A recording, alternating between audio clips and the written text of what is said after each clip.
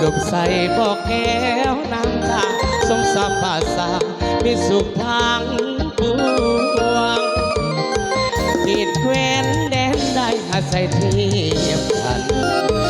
น้ำของน้ำคานประสานหัวใจมึงห่วงสิญญาบุรีที่นี้ยังฟังในสูงเอาเวียงจันเสียงควงจากบาเซนคืนนั้นราตรีสื่อสันเวียงจันทร์นครหลวงใจหลายล้านดวงขอน้อมนมัสการบริคำใสคำโมจบชวนให้ใจไปฟังสวรรค์เกตติสาลาวันตำนานวันไดโนเสาร์จำปาเป็นขาวสลาพี่น้องคิดฮอดสีกองนั่นน้องแท้นอนเช้าอัตตาปือยากเอ้ยเห็นแล้วใจหายโศกเศร้าบนพระองค์แสนเมืองเก่าให้กูเมืองลาวไปกาลนาเรียนเสริมเจ้าของรอบเอาเกี่ยวกันเกี่ยวกันก็เด้อพระพรบงลาวพระเกี่ยวไหลเดือดส่งได้ใส่ไหลน้องพระเกี่ยวน้อยเทวาก็ไม่ส่งขึ้นกันเด้อพี่น้องเด้อ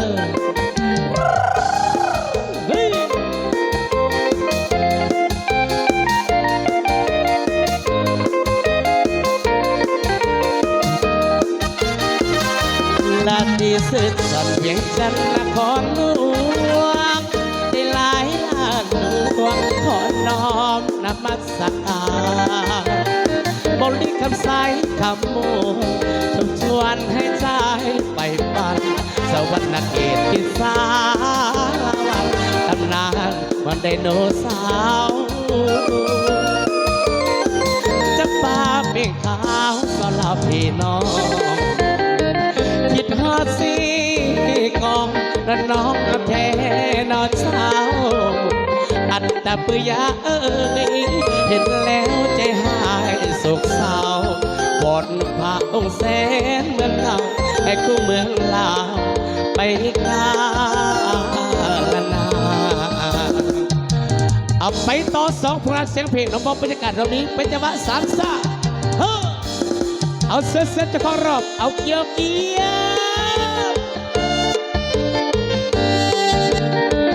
เอาไปเทียบกับแม่ขมวนเด้อพี่น้องเด้อ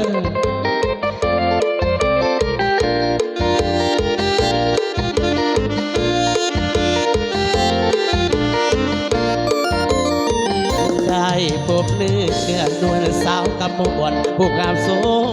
ภานั่งรถจากนครจำปาวังบาบูสากาไปมื่นละ3 เพลง15 คำเกินบุญสุดท้ายงานละสลองพระธาตุองค์ใหญ่ผู้คนหลั่งไหลยังน้องได้พบเนื้อทองน้องจุดตัวเทียนบูชาเห็นแล้วหัวใจเดือดภาวะดังสายตาน้องเดียวมาจ้องสุดท้ายมาไว้กับตัดสินใจไปไหนไก่น้องพระพรพระทาที่โคตรตะบองได้บอกกับน้องไอ้หักเจ้าผู้ดื้อเพียงได้พบซื้อเก็บไปละมือควรคำสะบันปังสาคิวกงตาดำดักคำสั่งงามเลยก็ว่าด้วยแต่น้ำเกิดดอกไม้ในใจเสมอสบานนาคามหักอายเนเด้อเสนอตอนน้องแก้วตาหักวาสนาบุญนำพาของอายมีพอ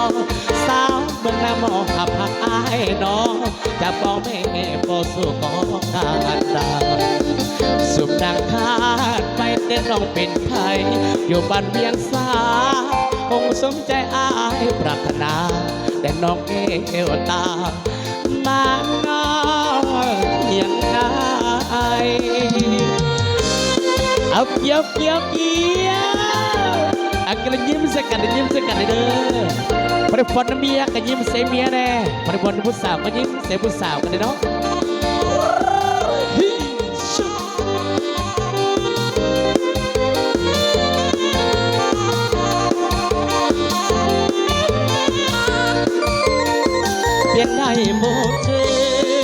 เก็บไปละเมื่อควันข้าวเอาสาวขมวนอยู่ตรงหน้าดำนักทำสั่งงามเลื่อนก็เว้าด้วยจะนึกถึงดอกไม้ในใจเสมอสาวขมวนหักอายเดินเสนอตอนน้องแก้วตาหากวาสนา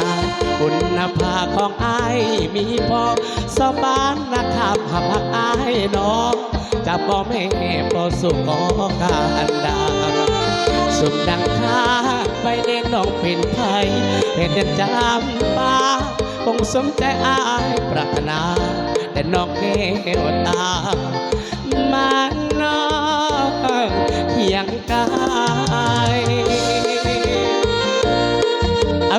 เอาเกี่ยวตั้มใจเกี่ยวสำได้เกี่ยวตั้มใจเด้อพี่น้องเด้